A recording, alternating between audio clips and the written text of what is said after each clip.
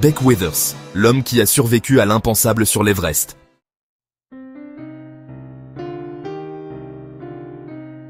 C'est une histoire incroyable, une histoire de survie contre toute attente, de résilience humaine face à l'inimaginable. Elle nous emmène sur le toit du monde, l'Everest, lors d'une expédition qui a marqué les annales de l'alpinisme.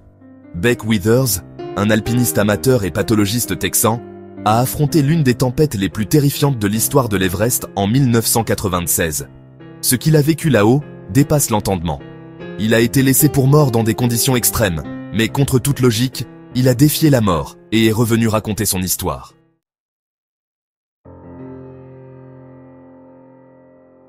Le rêve d'un homme ordinaire. Beck Withers, de son vrai nom, Seaborn Beck Withers, n'était pas destiné à devenir une légende de la montagne. Né en 1946 à Dallas, au Texas, il menait une vie confortable, travaillant comme pathologiste. Mais dans les années 1980, un événement bouleversa sa vie. Il traversa une crise existentielle. Le stress de sa carrière et une vie personnelle tumultueuse le laissèrent en chercher un échappatoire. C'est ainsi qu'il se tourna vers l'alpinisme, une activité exigeante qui lui offrait à la fois un défi physique et une sérénité mentale. Withers n'était pas un grimpeur de métier. Pourtant, il gravit plusieurs montagnes prestigieuses, y compris la Concagua en Amérique du Sud et le Denali en Alaska. Mais son rêve ultime était l'Everest, cette montagne mythique qui symbolisait le sommet de l'ambition humaine.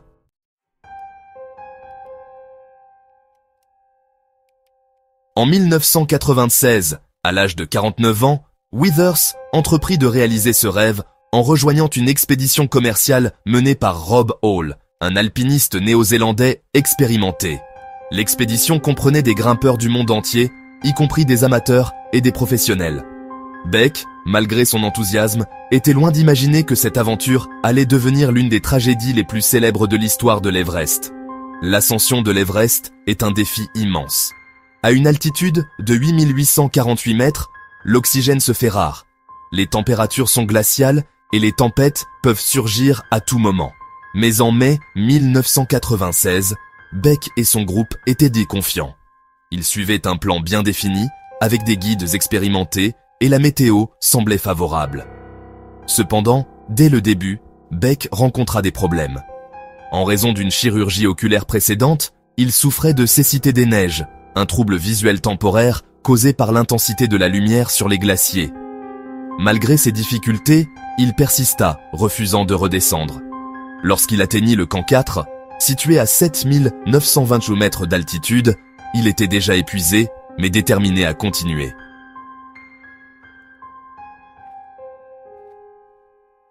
Le 10 mai 1996, Beck et son équipe commencèrent l'ascension finale vers le sommet. Mais ce jour-là, le sort leur réserva une surprise terrible. Une tempête massive frappa la montagne, emprisonnant les alpinistes dans des vents violents et une visibilité nulle. L'Everest a une zone surnommée la zone de la mort, située au-dessus de 8000 mètres, où le corps humain commence à se détériorer rapidement en raison du manque d'oxygène. C'est là que Beck Withers se retrouva bloqué. Incapable de voir correctement à cause de sa cécité des neiges, il fut contraint d'attendre que son guide, Rob Hall, revienne l'aider. Mais Hall ne revint jamais. Alors que la tempête s'intensifiait, Beck perdit contact avec son équipe et s'effondra dans la neige. Les températures descendaient à moins 40 degrés Celsius et les vents hurlaient à plus de 100 km/h. À cette altitude, la plupart des alpinistes auraient succombé en quelques heures. Lorsqu'un autre groupe d'alpinistes le trouva plus tard, ils le crurent mort. Son visage était gelé, ses mains et ses pieds étaient noircis par des engelures sévères, et il ne bougeait plus. Les sauveteurs, estimant qu'il n'avait aucune chance de survie, prirent la décision déchirante de l'abandonner.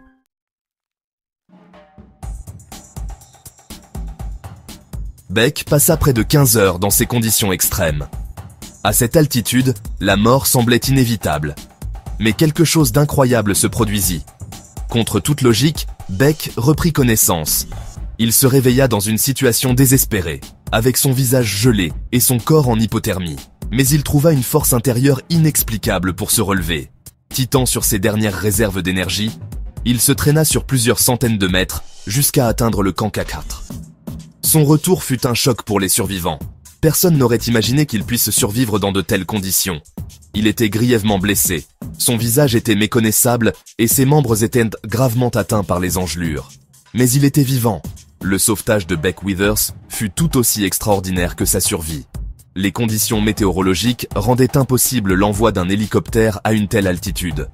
Pourtant, grâce à des efforts héroïques de l'équipe au sol, un hélicoptère parvint à se poser dans une zone extrêmement dangereuse. Beck fut transporté à Katmandou, où il reçut des soins intensifs. Ses blessures étaient graves. Il perdit son nez, plusieurs doigts et la main droite à cause des engelures. Mais il était en vie. Un miracle que personne ne pouvait expliquer entièrement.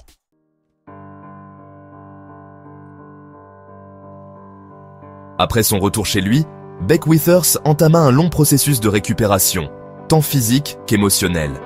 Il subit plusieurs interventions chirurgicales pour reconstruire son visage et adapter son corps à sa nouvelle réalité. Mais ce qui est peut-être encore plus impressionnant, c'est la transformation intérieure qu'il vécut. Beck utilisa cette expérience pour réévaluer sa vie. Il se réconcilia avec sa famille, reprit son travail et commença à partager son histoire avec le monde. Il écrivit un livre intitulé « Left for Dead, My Journey Home from Everest », dans lequel il décrit non seulement son expérience sur la montagne, mais aussi comment cette épreuve l'a changé en tant qu'homme. L'histoire de Beck Withers est bien plus qu'un récit de survie en montagne. C'est une preuve que la volonté humaine peut surpasser les limites physiques et mentales. Malgré des blessures qui auraient pu le détruire, il trouva une raison de vivre et de continuer à avancer. Aujourd'hui, son histoire continue d'inspirer des milliers de personnes à travers le monde. Elle rappelle que, même dans les moments les plus sombres, il y a toujours une chance de renaître, de se relever et de transformer sa vie. Beck Withers est, sans aucun doute, un exemple vivant de la résilience et du courage humain.